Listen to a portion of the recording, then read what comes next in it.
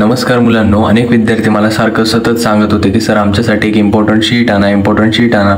आता एक अशी शीट घेऊन आलो चारही सब्जेक्टसाठी, फिजिक्स असू द्या, मॅथ असू द्या, बायोलॉजी असू द्या किंवा केमिस्ट्री असू द्या, असे टॉपिक सांगणार आहे की ते टॉपिक तुम्हाला अत्यंत जवळपास 99% एवढा स्कोअर करण्यासाठी अत्यंत मदत करणारे. अजून पण अभ्यासाला सुरुवात नसेल केली, अजून पण काही सुद्धा अभ्यास नसणार केला, तर तुमच्याकडे अजून देखील संधी आहे. तुमच्याकडे सर्व रोड मॅप आहे, तुम्हाला काय करायचं काय नाही ते मी तुम्हाला आता सर्व सांगतो आहे. ठीक आहे, सर्वांनी एकदम काळजीपूर्वक लक्ष द्या. मुलांनो बघा, आता बायोलॉजीची गोष्ट करणार आहे, फिजिक्सची गोष्ट करणार, मॅथची गोष्ट करणार आणि केमिस्ट्रीची गोष्ट करणार. त्याच्यामुळे तुम्ही सर्वांचं कंटिन्युएशन इकडे पाहिजे. आपण दिलेल्या शीटमधून केमिस्ट्रीच्या मागच्या 3 शिफ्ट्समध्ये 90पेक्षा जास्त % प्रश्न ॲज इट इज छापले गेले, कॉपी पेस्ट आले. विश्वास बसत नसणार तर आपली शीट बघा आणि तुमच्या MST CETचा पेपर बघा. 90पेक्षा जास्त % आपले प्रश्न तिथं रिपीट झाले होते. आता आपण सुरुवात करू. आज सुरुवात आपण फिजिक्स पासून करणार आहे. आता फिजिक्समध्ये मी तुम्हाला काही 11वीचे इम्पॉर्टंट टॉपिक सांगतो, काही 12वीचे इम्पॉर्टंट टॉपिक सांगतो. फिजिक्समध्ये मुलांना कसं होतं की अनेक विद्यार्थ्यांना महत्त्वाचे टॉपिक माहीत नसतात. आता मी हे जे टॉपिक सांगणार आहे त्याच्यामधून मॅक्झिमम तुमचे 25 to 30 एवढा स्कोअर इझिली सिक्युअर होणार आहे. आता मी तुम्हाला सुरुवातीला 11वीचे काही टॉपिक सांगतोय, त्याच्यानंतर तुम्हाला स्ट्रॅटेजी सांगणार आहे कसे अप्लाय करायची. लवकर लक्ष द्या. आता 11th लॉज ऑफ मोशन नावाचा जो चॅप्टर आहे त्याच्यामधून आपल्याला 2 ते 3 प्रश्न ॲज इट इज बघायला मिळतात, म्हणजे 2 ते 3 मार्क्सचं याचं वेटेज झालं. दुसरं बघायचं झालं तर ग्रॅव्हिटेशनमधून देखील आपल्याला 2 ते 3 मार्क्स एवढं वेटेज बघायला मिळतं. ऑक्सिलेशनमधून आपल्याला 2 ते 3 मार्क्स एवढं वेटेज बघायला मिळतं. मागे झालेल्या 3 शिफ्ट्समध्ये ग्रॅव्हिटेशनमधून लगभग 2 ते 3 प्रश्न ॲज इट इज येतात. म्हणजे हा चॅप्टर सोडणे, हे 3 चॅप्टर सोडणं म्हणजे फार मोठा आपल्या स्वतःच्या पायावर कुऱ्हाड मारून घेण्यासारखं आहे. त्याच्यामुळे हे 3 चॅप्टर तुम्हाला मिस नाही करायचे. मॅक्झिमम 9 क्वेश्चन्स देऊन जाणारे, मॅक्झिमम 20% आपल्या इकडनं येण्याची शक्यता आहे. त्याच्यानंतर मुलांना 12चे इम्पॉर्टंट टॉपिकची गोष्ट करायची झाली तर रोटेशनल डायनॅमिक्स झाला, जिथून आपल्याला 3 मार्क्स एवढं वेटेज बघायला मिळतं. मेकॅनिकल प्रॉपर्टीज ऑफ सॉलिड झालं, तिथून देखील 3 मार्क्सचे प्रश्न येणार आहे. कायनेटिक थेरी ऑफ गॅसेस झालेले, तिथून देखील 4 मार्क्सचे काही वेळेस एक्झाममध्ये क्वेश्चन्स विचारले गेले. ऑक्सिलेशनमधून 4 मार्क्स, इलेक्ट्रोमॅग्नेटिक इंडक्शनमधून 3 मार्क्स. मुलांना मला एवढंच सांगायचं आहे की हे अत्यंत वेटेज असणारे चॅप्टर्स आहेत. तुम्हाला चुकून सुद्धा या चॅप्टरला सोडून जायचं नाही आहे. फिजिक्स म्हटलं की फिजिक्सला घाबरायचं नाही आहे. मी एवढंच सांगणार आहे की तुम्हाला कशा पद्धतीने फिजिक्सचा पेपर अटेम्प्ट करायचा आहे किंवा अभ्यास करायचा आहे. सुरुवातीला तुम्ही हे इम्पॉर्टंट टॉपिक्स आहेत त्यांची थेरी पटकन बघून घ्यायचे. मी तुम्हाला शेवटी लेक्चरच्या शेवटी एक सरप्राईज देणार आहे, त्यामुळं सर्वांनी शेवटपर्यंत व्हिडिओ बघा. मी सांगतो काय काय मिळणार आहे तुम्हाला.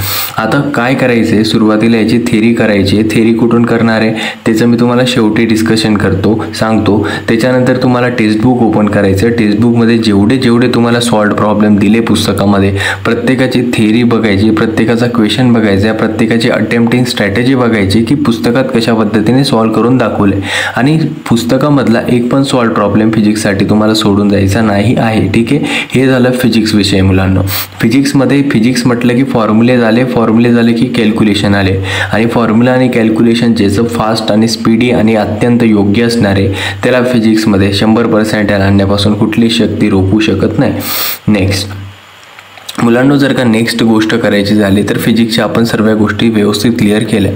नेक्स्ट आहे केमिस्ट्री, जी आपल्या हृदयाच्या अत्यंत जवळची आहे. ठीक आहे, आता केमिस्ट्री म्हटलं तर मुलांनो, आता अनेक वेळेस मुलं विचारत होते की सर केमिस्ट्री. अरे केमिस्ट्रीची एक इम्पॉर्टंट शीटच आणली. जवळपास 3,500पेक्षा जास्त मुलांनी ते लेक्चर बघितलंय. टेलिग्रामवर तुम्हाला जायचं आहे. टेलिग्रामवर उदय सर केमिस्ट्री म्हणून सर्च करा. तुम्हाला तिथं 500पेक्षा जास्त विद्यार्थी जॉईन झालेले जे चॅनल असणार आहे ते आपलं असणार आहे. तिथं मी अत्यंत सुरुवातीला एक केमिस्ट्रीची शीट प्रोव्हाइड केली. तिथून 90 ते 95% प्रश्न ॲज इट इज रिपीट होत आहेत आणि होत राहणार. तुमची जेव्हा शिफ्ट असणार तेव्हा देखील होणार, भविष्यामध्ये प्रत्येक शिफ्टमध्ये होत राहणार हिचे मला आत्मविश्वास आहे. कारण की ती शिफ्ट बनवायला मला 4 ते 5 वर्षांचा अनुभव एवढा लागलेला आहे. त्याच्यामुळं त्या अनुभवावरून, त्या सर्व गोष्टींवरून ती शीट प्रिपेअर केली. त्याच्यामुळे सर्वांनी त्याचा फायदा करून घेणं अत्यंत गरजेचं आहे. आता तरीसुद्धा मी तुम्हाला काही काही टॉपिक सांगतो जे की मागच्या 3 शिफ्टमधून मला जास्तीत जास्त महत्त्वाचे वाटले.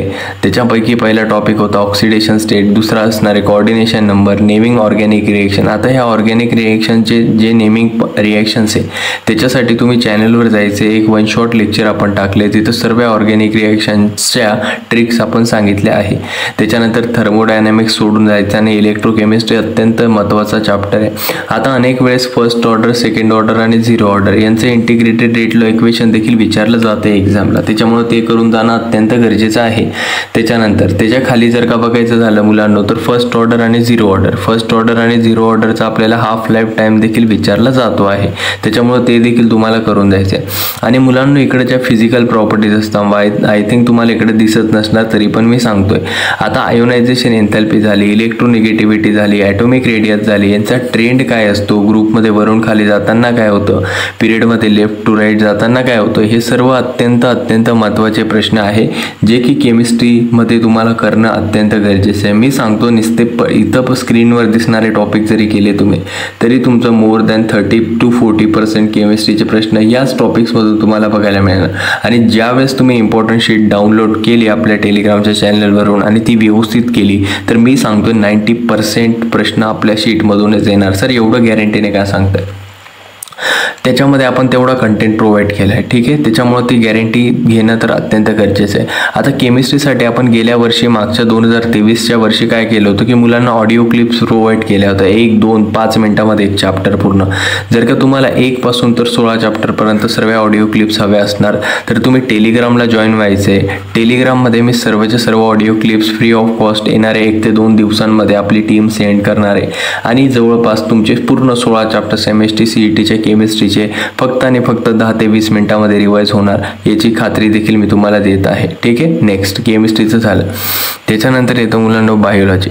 आता बायोलॉजीची गोष्ट करायची झाली तर बायोलॉजीमध्ये येणाऱ्या दिवसांपासून मी बघतोय की origin and evolution of life, origin and evolution of life जो आहे तो टॉपिक देखील अत्यंत महत्त्वाचा आहे. याच्यावरून देखील अनेक मोठ्या प्रमाणामध्ये यावर्षी प्रश्न विचारले जात आहे, तुमच्या शिफ्टला देखील विचारलं जाणार आहे. दुसरा जेनेटिक्स. जेनेटिक्स हा प्रत्येक वर्षी MST CETने अत्यंत महत्त्वाचा टॉपिक कन्सिडर केला आहे. प्रत्येक वर्षी सर्वात जास्त वेटेज आहे, प्रत्येक वर्षी सर्वात जास्त प्रश्न देखील विचारले जात होते जेनेटिक्सवर. तिसरी गोष्ट करायची झाली तर इनहेरिटन्स अँड व्हेरिएशन.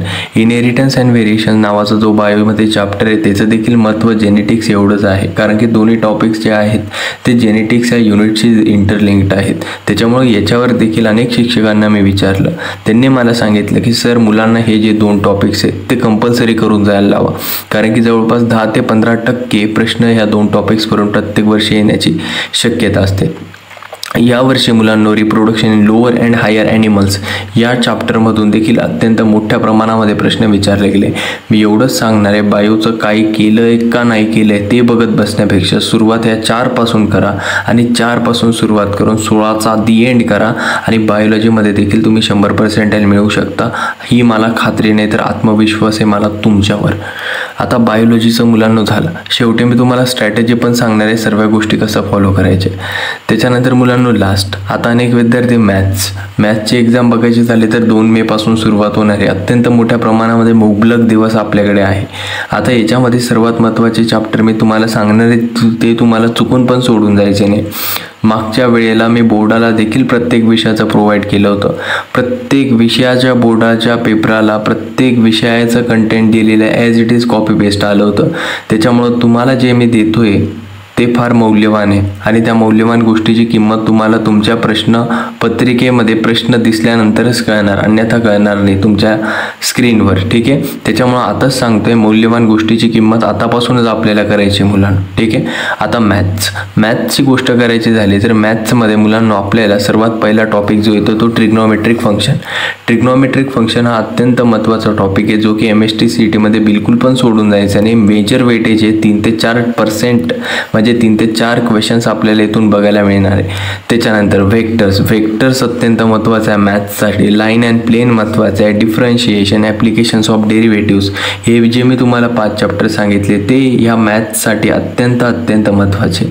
ते तुम्हाला चुकून पण सोडून जायचं नाही. आणि महत्त्वाची गोष्ट म्हणजे मॅथ्समधले प्रत्येक फॉर्म्युलेज, प्रत्येक थेरम्स अत्यंत व्यवस्थित बघून जायचे, कारण की त्यांच्यामध्ये कुठले ना कुठले तरी कन्सेप्ट लपलेले. आणि मॅथ्समध्ये देखील काही प्रॉब्लेम्स असे आहेत की जे अत्यंत महत्त्वाचे.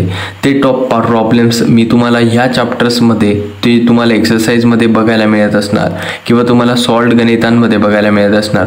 ते प्रॉब्लेम्स तुम्ही 101% करून द्यायचे आहे. मॅथ्ससाठी हे टॉपिक जर का तुम्ही केले तर तुम्हाला इझिली 40 ते 50% क्वेश्चन्स, फक्त म्हणजे मोर दॅन मी तुम्हाला सांगतोय 60 to 70% क्वेश्चन्स या निस्त्या 5 टॉपिक्सवरून येणार आहे. त्याच्यामुळं हे सर्वांचा मोठा भाऊ हे 5 टॉपिक आहे आणि त्याच्यानंतर लहान भाऊ येतात आणि ह्या 5 मोठ्या भावांवर घराची संपूर्ण जबाबदारी. त्याच्यामुळे यांची जबाबदारी पार केल्यानंतर लहान भावांची जबाबदारी पार पडण्याचं कार्य तुमचं असणार आहे. ठीक आहे. फिजिक्सचं सांगितलं मुलांनो, केमिस्ट्रीचं सांगितलं, मॅथ्सचं सांगितलं, बायोलॉजीचं सांगितलं. आता शेवटी सरप्राईज काय आहे सर? सरप्राईज पण मी तुम्हाला सांगतोय, जरा व्यवस्थित लक्ष द्या. आता मुलांनो, सरप्राईज आपल्यासाठी एक अशी गोष्ट आहे की मी तुमच्या सर्वांसाठी एक आपल्या टेलिग्राम चॅनलवर फॉर्म्युला बुक अपलोड करणार आहे, जी की बायोची असणार आहे, केमिस्ट्रीची असणार आहे, मॅथ्सची असणार आहे आणि फिजिक्सची असणार आहे. ती जवळपास 60 ते 70 पेजेसची असणार आहे आणि त्या 60 ते 70 पेजेसमध्ये तुमचे सर्वच्या सर्व फॉर्म्युलेज इझिली कवर होताना तुम्हाला बघायला मिळणार. दुसरी गोष्ट म्हणजे केमिस्ट्रीची आपण इम्पॉर्टंट शीट देखील आपल्या टेलिग्राम चॅनलवर अपलोड केली आहे. त्याच्यामुळे सर्वांनी जाऊन तिथं बघायचं आहे आणि आपले इम्पॉर्टंट टॉपिक इम्पॉर्टंट शीटमधून करून व्यवस्थित CETला 100% स्कोर करून सरांचं स्वप्न पूर्ण करायचं आहे. महाराष्ट्रातल्या प्रत्येक विद्यार्थ्यापर्यंत जर का मुलांना आपल्याला आपली मदत पोचवायची असणार, जर का आपल्याला आपलं शिक्षण पोचवायचं असणार, जर का आपल्याला इम्पॉर्टंट टॉपिक्स पोचवायचे असणार, MST CET बद्दल मार्गदर्शन पोचवायचं असणार, तर तुमचा एक लाईक, तुमचा एक शेअर, तुमचा एक सबस्क्राईब हा यूट्यूबला मदत करत असतो हजारो मुलांपर्यंत पोहोचवण्यासाठी.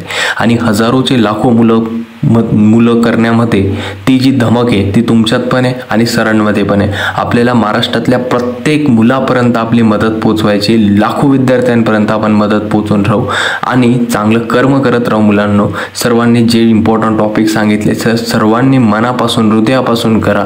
सरांवर विश्वास ठेवा. विश्वास नसणार तर मागचे बाउंड बघा, तुम्ही बोर्डाला सांगितलेलं ॲज इट इज आलं होतं, त्याचं प्रूफ पण मी तुम्हाला दाखवलं आहे. पेड क्रॅश कोर्स चॅनलवर फ्री ऑफ कॉस्ट दिलं आहे. PYQ series free of cost दिलेली, 11चे offline lecture free of cost दिलेले, स्ट्रॅटेजीज फ्री ऑफ कॉस्ट दिले, शिफ्ट ॲनालिसिस सर्व गोष्टी चालू आहे. या सर्व गोष्टी मी माझ्या मुलांसाठी नाही तर कोणासाठी करणार?